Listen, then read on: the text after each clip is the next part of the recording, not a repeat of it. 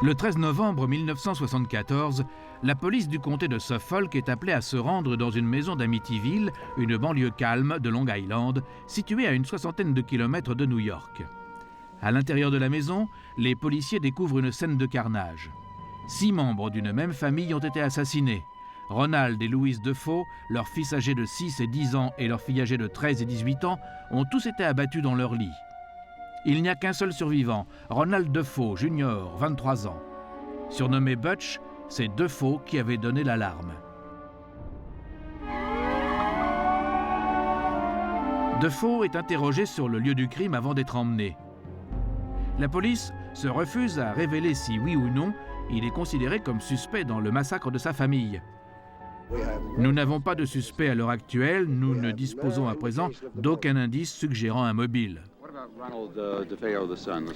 Et qu'en est-il de Ronald Defoe, le fils, le survivant? En ce moment, la police du comté de Suffolk est en train de mettre Ronald en sûreté. Pourquoi en sûreté? Parce que 6 membres de sa famille sont morts et qu'il est le seul survivant.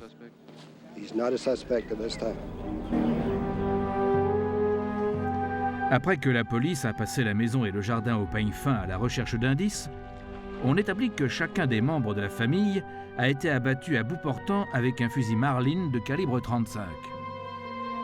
Il ne faut pas longtemps pour que l'on découvre 2 fusils Marlin ainsi que des boîtes de munitions dans la chambre de Butch Defoe. Aucun effort n'avait été fait pour les dissimuler.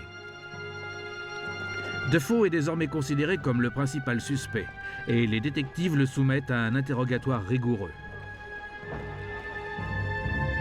Au bout de quelques heures, il craque et avoue en expliquant qu'une fois qu'il avait commencé la tuerie, il ne pouvait plus s'arrêter. Il est inculpé des multiples meurtres. Defoe informe la police qu'il s'est débarrassé de ses vêtements ensanglantés et des douilles de cartouches dans un égout. Il a ensuite jeté le fusil dans la baie d'Amityville, au niveau des docks où un plongeur les retrouve rapidement.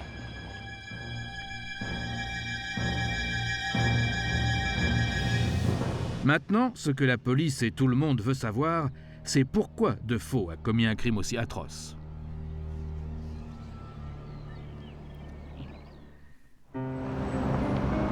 Defoe a toujours été un problème. Enfant gâté maussade, il abandonne ses études sans aucun diplôme et passe avec insouciance par une succession d'emplois sans avenir. Parce qu'il ne gagnera presque jamais plus de 80 $ par semaine, son père l'aide financièrement. Il dépense la majeure partie de cet argent en drogue, alcool et filles. Defoe développe également une réputation d'homme violent et beaucoup de ceux qui le connaissent se méfient de ses sautes d'humeur. C'était le genre de type qui, s'il y avait une bagarre, comme si quelqu'un voulait se battre avec lui, eh bien, il ne se dégonflait pas. Je ne dis pas qu'il irait chercher la bagarre lui-même, mais il serait juste là. Si jamais une bagarre éclatait, il était là pour aider. Le jour de la tuerie, Defoe passe l'après-midi à boire dans un bar des environs. Le barman se rappelle l'avoir entendu se plaindre qu'il ne pouvait pas rentrer chez lui parce qu'il avait oublié ses clés et qu'il n'y avait personne à la maison. Il était tout seul, il ne parlait jamais à personne, vous savez. Juste bonjour, c'est tout. Et puis un peu plus tard, il est revenu, il a bu un soda et il est parti. Environ 5 minutes plus tard, il est revenu en hurlant et il criait que ses parents avaient été abattus. Tout le monde s'est précipité hors du bar et est allé jusqu'à sa maison. L'enquête sur le passé de Defoe révèle qu'à l'âge de 13 ans, il avait subi un traitement psychiatrique et que, 1 an avant de tuer sa famille, il avait agressé son grand-père et tiré sur son père. L'arme s'était enrayée. Tandis qu'il attend son procès, Defoe se vante auprès d'un autre prisonnier de ce qu'il est certain de se faire acquitter. Il hériterait ensuite d'une fortune à laquelle il ajouterait l'argent qu'il avait déjà volé à son père. Le procès de Defoe commence le 5 novembre 1975.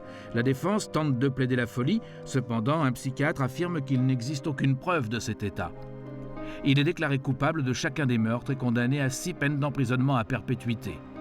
Il est évident que Defoe a massacré sa famille par cupidité.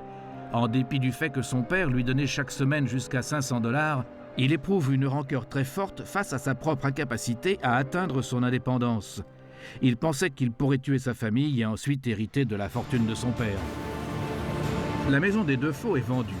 Cependant, la famille qui l'achète s'enfuit au bout d'1 mois seulement, invoquant des bruits étranges, des odeurs et des apparitions fantomatiques.